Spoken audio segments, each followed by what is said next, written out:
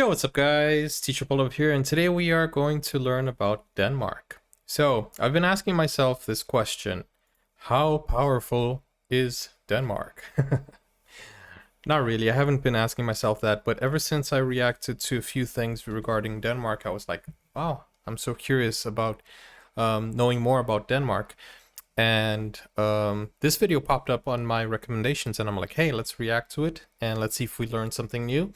And if we have people from Denmark, hey, how are you? Okay, don't forget to like, don't forget to subscribe, and let's go. The Nordic state of Denmark is consistently ranked high in measures of happiness and quality of life, but Danes pay high taxes to enjoy such a standard of living. So as a whole, how powerful is Denmark?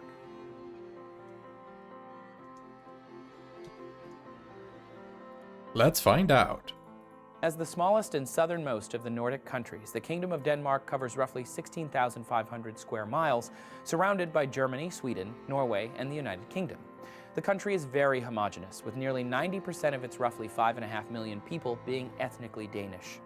Denmark has a mixed economy. It produces high-tech exports in a highly industrialized market and relies heavily on foreign trade. Denmark is one of 9 European Union countries that has not adopted the euro per an agreement to opt out of the currency from 1993. So they have the krone, right? From what I understand. Nonetheless, Denmark enjoys a stable currency and a GDP of roughly $300 billion, with a focus Whoa. on high-tech agriculture, maritime shipping, renewable energy, and exports in food, oil, and gas. Once a country that relied almost solely on imported oil, Denmark reportedly now uses its own fossil fuels more efficiently than anywhere else in the world. Wow. It was the first country to build That is offshore wind interesting. farms, and it ranked first in the World Energy Council's 2016 Global Sustainable Energy Index. So the thing is, he didn't say that Denmark has the most fossil fuels. You know, there are lots and lots of countries that have lots of fossil fuels, especially African countries, which is rich in minerals and, you know, petrol fuel and everything like that. And we also have the Emirates, and yet Denmark is what uses the fossil fuels most efficiently, and that is that is intriguing. You know, the way they went from importing oil to using their own fossil fuels more efficiently than any other country. Denmark is also a model of equality and social welfare. The government is known for equitable distribution of income, promoting a high standard of living. Danes get free or heavily subsidized health care, free education, and work compensation when they're out sick or on parental leave. But these benefits come at a high price. Danes... Wait a second, you get... Okay, it's not your fault that you're sick, but you get benefits when you're sick? That is like, hey, if you get sick, here's a reward kind of thing. I know it's not your fault you're sick, but that is interesting. I'm trying to wrap my head around that. I don't think it's a direct result like, hey, you're sick, here's a bonus. No, I think it's more like, because you're sick, we're going to keep paying you, and we're going to incentivize you to, you know, get better and get back to work. I think that's the whole idea behind this. Health care, free education, and work compensation when they're out sick or on parental leave. But these benefits come at a high... Oh, work compensation. So it's a compensation. Wait, but do you not get paid the same? This is what I'm trying to understand. Does the compensation replace your salary? Like if you don't go to work, they compensate with something else? I don't know. How does that work? How does that work? Because like in my country, Brazil, if you don't go to work, you still get paid the same. You just need a doctor's certificate, and that's it. I believe that in the US, you earn the days that you work, right? And if you don't work, you don't have any pay for that day. Kind of something like that.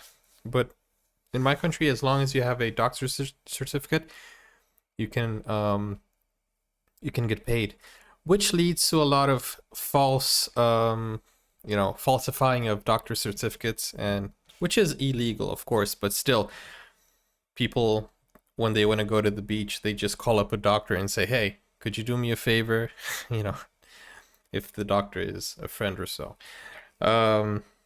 Anyways, I don't know, Brazilian system is very complex, in a way that the workers are, they get a lot of things. The company pays for their food, for their transport, for you know, we also get 13 salaries instead of 12. So we get 12 salaries, and then at the end of the year we get a bonus, which is another salary. Well, it's not actually a bonus, it's a 13th salary. Companies also pay for your healthcare.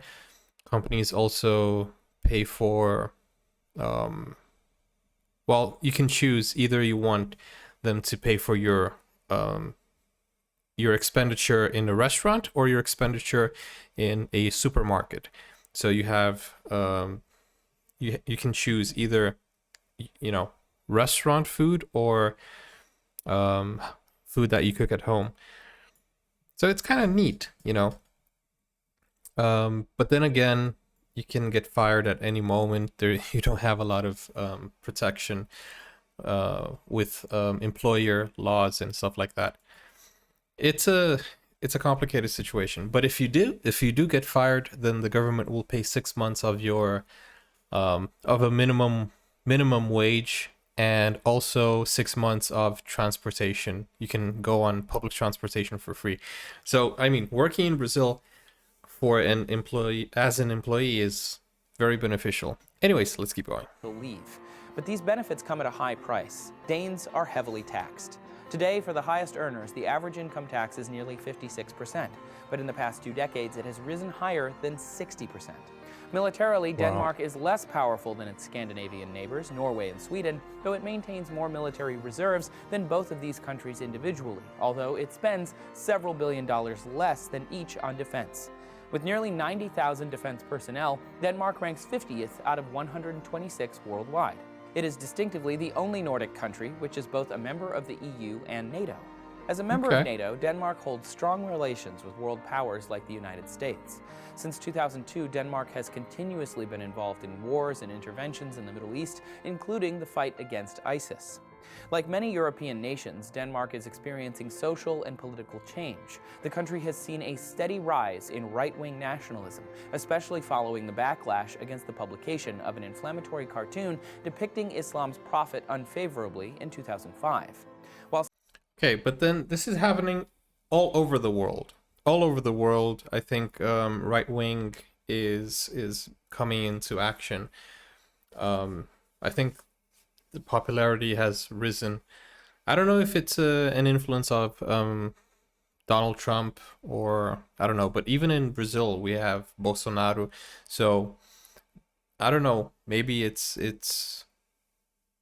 a trend. I don't know what's happening, but still, maybe it's a necessary thing. I don't know. I'm not gonna go into politics anyways, but it's just an interesting fact that's going on all over the world. Some call it blasphemy, others called it free speech, rousing debate on the subject worldwide. More recently, Denmark has taken a hard line against the migrant crisis, passing several bills to limit the number of asylum seekers into the country. In early 2016, the United Nations condemned the country's proposed anti-migrant measures, including one that would allow police to seize the assets of asylum seekers. But while Denmark is struggling to deal with the crisis, its citizens seem more open to accepting asylum seekers than its government. Despite a rise in right-wing sentiment, the country continues to pride itself on its history of compassion. For its population, if quality of life is any indicator, Denmark stands as a powerful nation. We can't do episodes like this without our sponsors. If you're looking for nutritionist-approved snacks that never use GMO ingredients, trans fats, artificial colors, or flavors, check out Graze.com. Graze.com combines wholesome ingredients with the flavors we all love to create over 100 exciting snacks. So go subscribe to this channel, and also check out their sponsor so that they can continue making awesome videos like this. And wow, this was kind of like a short and interesting video, and I appreciate it. If you guys enjoyed it, don't forget to like, subscribe. If you have any interesting videos about your country, let me know in the comments down below. If you have anything to say about what we just saw in Denmark, don't make it political. Please keep the comment section peaceful, but still, if you want to debate or say something, you know, which will help the understanding or, you know, the educational value of this video, then be my guest and comment. I'll see you in the next video, guys. Take care now. Bye bye.